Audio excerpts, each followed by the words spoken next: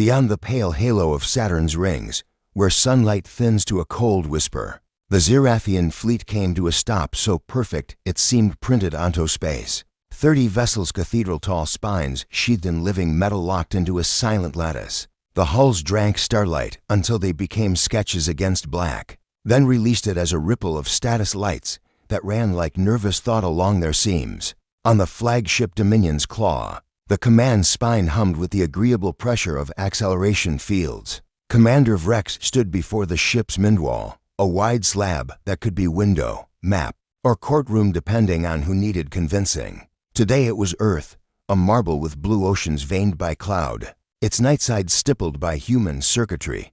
They cluster their lights in swarms. Observed strategist Reen, her Carapace plates IRizing to bleed off heat. Urban density implies supply chains. Break chains, break will. Confidence is not a plan, Vrex said. His voice carried the even timbre of someone who'd watched too many plans end in red numbers. He made a short gesture and the mindwall segmented, each pane filling with intercepted broadcast prey song. Earth's signals arrived as a chaotic braid. Sports roars, weather alerts. What passed for their theater, and a frequency-hopping jungle of commerce. The fleet's translators pulverized it into meaning. One pane showed a courtroom drama where a human pounded a table and shouted about justice. Another showed a documentary, a woman in a bright parka tagging a tranquilized wolf, her breath fogging the lens. A third showed a man in a kitchen demonstrating 15 ways to cook an egg. Gesturing with a pan as if delivering a sermon, Rin tilted her narrow head. They elevate trivialities into ritual. That is a ritual, Vrex said. Ritual builds coherence. Coherence builds resistance.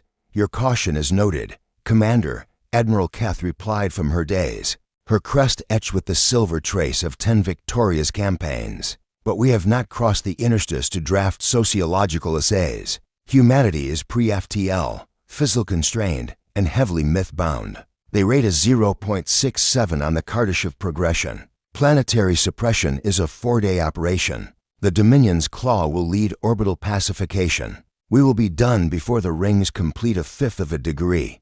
Vrex kept his crest flat. I propose a reconnaissance window. Their signal noise is inconsistent with the predicted compliance curve. There is something. Offer a murmur ran through the council pit officers anchored in their gimbaled cradles. The air humming with machine attention. On the mindwall, yet another human spectacle unfolded. A stadium full of people screaming as to fighters traded. Blows inside a cage. The translators tagged it, sanctioned combat. The algorithm annotated, recreational violence, socially bonded. Rin's plates clicked. They ritualize conflict, then laugh about it over fermented bread juice, inefficient. Vrex remembered Tethra 9, how the inefficient had lashed themselves to their grain mills, and sung until the plasma fire took them. There were numbers, and then there were the spaces numbers couldn't map. We should still look, he said. Admiral Keth's crest twitched, a concession measured in microns. Very well. To rotation cycles. Quiet. No transgressions of their orbital nets. No contact. Orders spilled. Scout Doctrine 7 ghost entry. Conformal profiles. Zero trace egress. Across the fleet, bay doors unsealed like pupils, and reconnaissance spindles folded out on gossamer veins. Each probe was a moth with a mathematician's heart. Ceramic bones. Event skin that slid radar off like rain.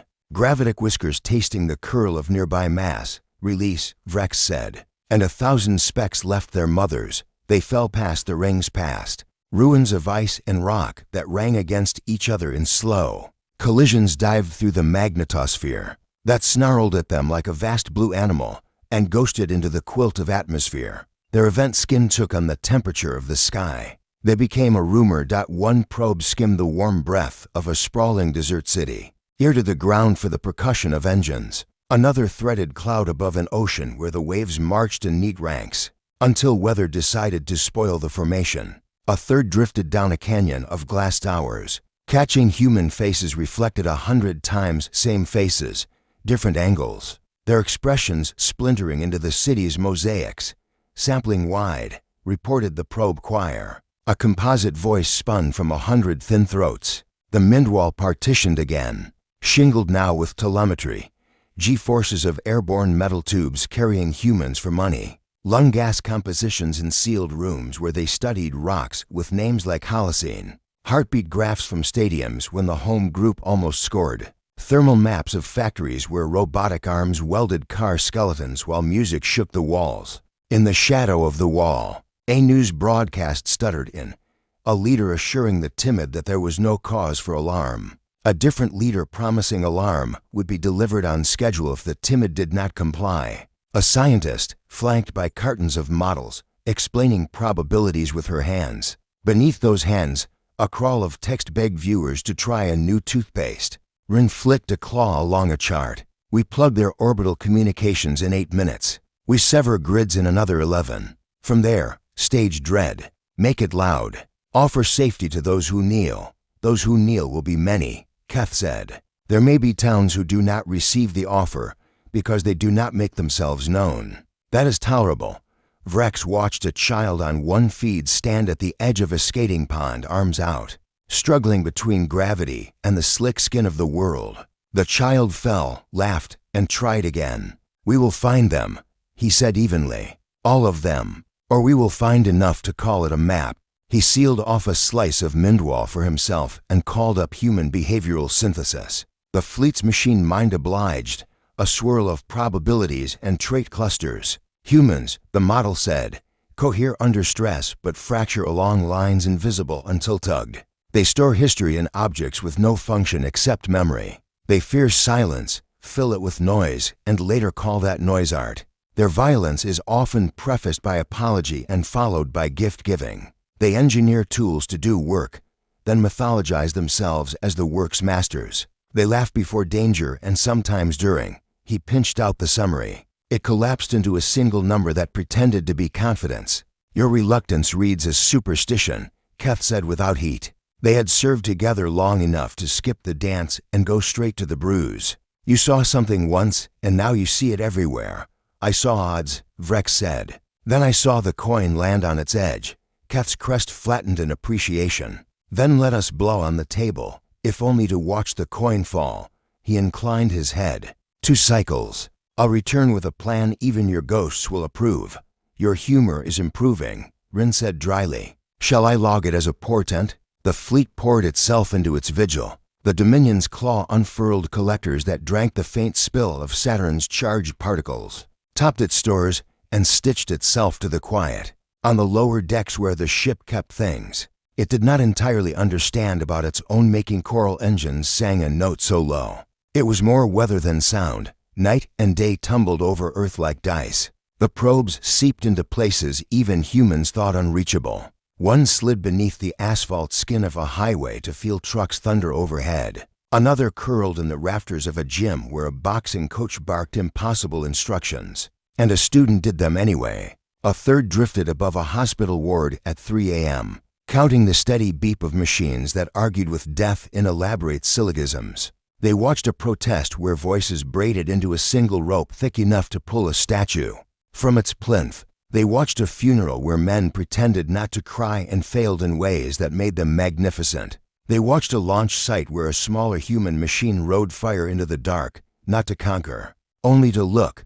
Cataloging anomalies, the probe choir reported. High variance between projected and observed risk appetite. Outlier clusters, endurance sports, volunteer disaster response, unpaid art. Rin made notes with her hind hand while her forehands orchestrated pressure maps of the continents. Outliers do not govern fleets. No, Vrex said, although he was watching a feed of a small fishing boat punching into weather. They had no right to fight, but they write the footnotes. Most readers only remember the footnotes.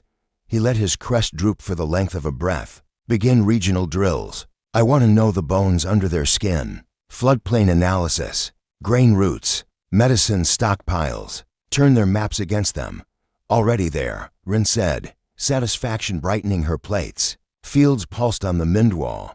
The neat rectangles of agriculture. The messy halos of suburbs. The arteries of freight. Their oceans are both a moat and a trap. We can choke them quietly. Kef listened, eyes hooded. Good, and the vector for first contact. None, Vrex said. We do not scare them yet. Not until we know what kind of scared they become. The probes pushed farther north, lured by the elegant boredom of wilderness. Snowfields unrolled like unwritten pages. Mountains shouldered the sky. The thermal maps simplified. Fewer engines, more animals. The choir muted its own whisper. Even machines recognized the etiquette of quiet places. One spindle dropped into the vast throat of the Alaskan interior. An old cold that took light and kept it. It noted the signature of a human alone, small heat in a white bowl and the larger, roving heat of something else. It watched the two dots converge through veils of snow. Flagging intersect, the choir said, almost apologetic. Non-municipal, non-infrastructure, low objective value. Vrex, who had been skimming coastal energy grids, flicked attention at the note. A tiny frame opened on the Mindwall, trees like black needles, wind combing a pale plain. A human shape moving in a line that looked both purposeful and tired. A second signature ghosted the edge, a roving ellipsis of heat and muscle. Log it, Rin said without looking. We have ports to hold, Vrex said. The frame enlarged until it shouldered lesser feeds aside. On the ice, the human stopped and turned. The moving heat at the edge of the frame changed shape, unrolled like a sentence getting to its verb. Vrex said nothing. He didn't have a number yet. He didn't even know what he was waiting to see. But the coin, somewhere in him, had started to quiver. Commander, Keth prompted, patience and irritation braided into something that sounded like respect. Let it play, Vrex said softly. Far below the rings and the arguments and the comfortable mathematics of conquest, the forest held its breath. The probe adjusted focus. Snow hissed. The human dropped something metallic that thumped once into the white. On the Mindwall, the fleet watched a dot of heat face a larger one, and for the first time since arriving in the system, nothing else in the room mattered. The Alaskan interior in late winter was a wilderness written in silence and snow. The forest rose in columns of spruce and pine, their trunks black against the white. Wind moved through the branches like a whisper to ancient for translation. To most eyes it was emptiness. To Jack Thornton, it was home. Jack was the kind of man people in town called born 100 years too late. He had no patience for smartphones, banks, or crowds. He preferred axes over credit cards, whiskey over small talk, and the solitude of wilderness over the hum of city lights. He wasn't old, not yet 40 and hard as the frozen ground beneath his boots, but he bore the wear of a life, lived at the edge. A scar split his eyebrow. His nose was crooked, once broken in a logging accident. His hands were maps of calluses. That morning, his luck had already soured. His rifle, an old Winchester that had served him faithfully for years, was empty. The single buck he'd tracked had slipped away after hours of patient stalking. Now he carried only the Winchester's weight, useless but familiar, and a hunting knife strapped to his hip. Snow crunched beneath him as he trudged through the trees, breath clouding in front of his beard. Above, the sky glowed with the flat gray of an oncoming storm. Jack muttered curses at himself, at the deer, at the indifferent weather. He wasn't alone. The grizzly had been shadowing him for half a mile. At first it had been just a noise, branches snapping where the wind couldn't reach. The faint rumble of something large moving parallel. Jack knew that sound. Predators moved with intent. A bear this time of year, lean from hibernation, would be hungry enough to gamble on a human. When it finally emerged from the tree line, Jack felt the hair on his neck rise. The beast was massive, close to 800 pounds, shoulders high as his chest, fur dark and wet with melted snow. Its jaws opened in a growl that vibrated the air like distant thunder. Ah, hell, Jack muttered. He had no bullets, no time. Just himself, his knife, and the nearest fallen branch thick enough to swing. The Zerathian probe hovered high above, a faint shimmer against the clouds. Its sensors locked onto the encounter, dissecting heat signatures, heart rates, muscle tension. The fleet expected predictable data, a human fleeing, screaming, becoming prey. But the probe flagged anomaly after anomaly. Jack did not run. Instead, he squared his shoulders, dropped the rifle, and roared back at the bear, a sound ripped straight from his lungs. Primal and furious, echoing through the trees. The bear blinked, momentarily confused, then surged forward in a blur of claws and muscle.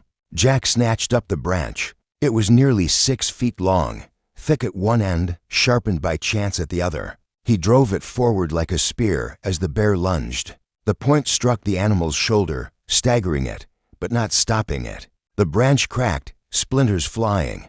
The two collided in a spray of snow. The bear's claws raked Jack's coat, tearing fabric, grazing flesh. Jack bellowed and slammed his fist into the bear's snout. A desperate strike that snapped the animal's head sideways. He went down beneath its weight, rolling in the snow, knife flashing free from its sheath. The probe recorded each frantic heartbeat, each impossible surge of strength. Its logic tree twisted into contradiction. This human should be dead. Instead, he fought with a ferocity no simulation had predicted. Jack drove the knife into the bear's side. Once, twice, the beast roared, thrashing, lifting him like a doll with one sweep of its paw. Pain lanced through his ribs, but Jack didn't let go. He clung to its thick fur, plunging the blade again and again until blood soaked both of them. At last, the bear stumbled. It tried to rise, then collapsed in the snow, steam rising from its body. Jack staggered back, chest heaving, clothes torn and painted with blood that was half his, half the bear's. He stared down at the beast for a long moment, then raised his arms to the gray sky and shouted not words, just sound, a raw challenge hurled into the universe itself. His voice carried through the trees, fierce enough to make crows take flight. Above, the probe transmitted everything on the Dominion's claw. The command deck fell silent as the feed played across the Mindwall. Officers watched, their crests flattened, their plates humming with unease. No one spoke. For the first time, they had seen a human not as prey, not as a fragile animal, but as something else entirely, and down on Earth. Jack Thornton dragged the bear's carcass behind him, half limping, half marching, every step leaving red in the snow. He muttered to himself, voice hoarse but proud, "Damn bear picked the wrong day." The storm broke overhead, and the wilderness swallowed the sound. The command deck of the Dominion's claw had weathered centuries of war councils. Its walls bore the memories of sieges, etched into the living alloy as faint ridges of resonance. Victories were replayed here, studied until they became doctrine, until each conquest was a formula that could be repeated with precision. But now, the walls seemed to lean inward, as if listening. The Mindwall replayed the fight again, its surface a vast, high-definition lens into the Alaskan wilderness. The officers watched the human roar, the bear's charge, the impossible clash of bone and will. They watched the blood. They watched the ending where the human raised his arms, victorious and defiant, as if declaring war not only on the animal, but on the universe itself. The footage looped. A silence deeper than space stretched across the chamber. It wasn't the silence of agreement. It was the silence of doubt. Strategist Rin broke it first. Her voice trembled, though she tried to hide it behind cold analysis. The specimen displayed an extreme deviation from expected prey behavior. Humans, according to all predictive models, should flee from predators exceeding their mass by a factor of 3 or more. This one not only resisted, he pursued victory at lethal risk. Her plates fluttered in agitation. He should not exist.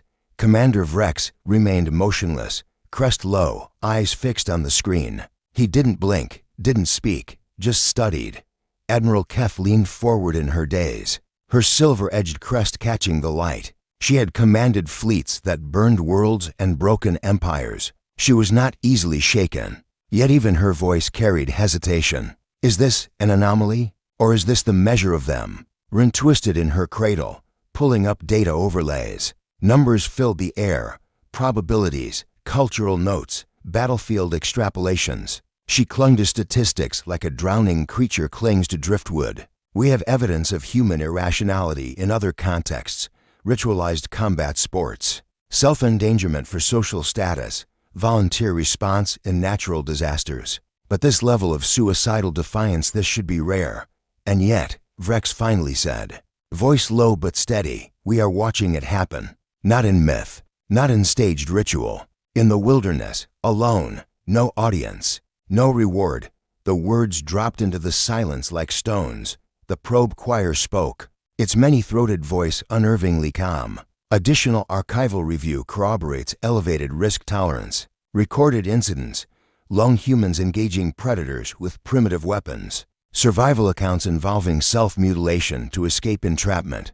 Individuals resisting natural forces far beyond their scale. Probability of recurrence higher than previously estimated.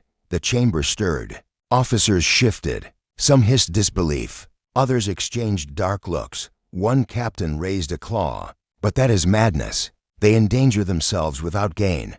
Vrex turned to him, eyes hard. And madness that wins battles, Captain, is no longer madness. It is a weapon. The words spread like a crack in glass. Admiral Keth narrowed her gaze. Explain. Vrex gestured to the replay, freezing the image on Jack Thornton dragging the bear through the snow. Look, this human fought a creature it should not have defeated. By every calculation, the bear should have won. Yet the human triumphed. Why? Because it did not accept the probability of death. It ignored fear. It ignored reason. It fought with a violence that cannot be predicted by logic. He looked around the chamber. If this is not an anomaly, if this is even a possibility among them, then every battle we fight on Earth is no longer against strategy. It is against chaos, against the willingness to throw themselves into certain death and sometimes survive. Rin hissed softly, her plates clicking. Unpredictability breaks models, breaks war planning. 1,000 humans might fall, but one like this could collapse an entire strategy if it does the impossible. The Admiral's silence was heavy. The Council watched the feat again, slower this time. They watched Jack's eyes as he roared, as he threw himself at the bear. There was no hesitation, no pause for calculation, only commitment. The probe added an annotation. Subject appears to enter heightened state of aggression possible.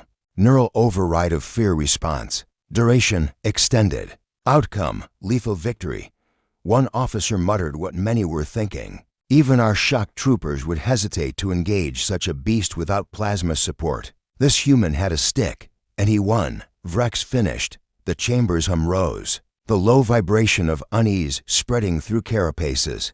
Keth finally rose to her full height, towering over the council pit. Her voice carried the weight of command, but also something rare, caution. If this is representative, if even a fraction of their species carries this capacity, then Earth is not prey. Earth is poison, a nest of unstable predators masquerading as prey. Silence again. But this time it was agreement, heavy and grim.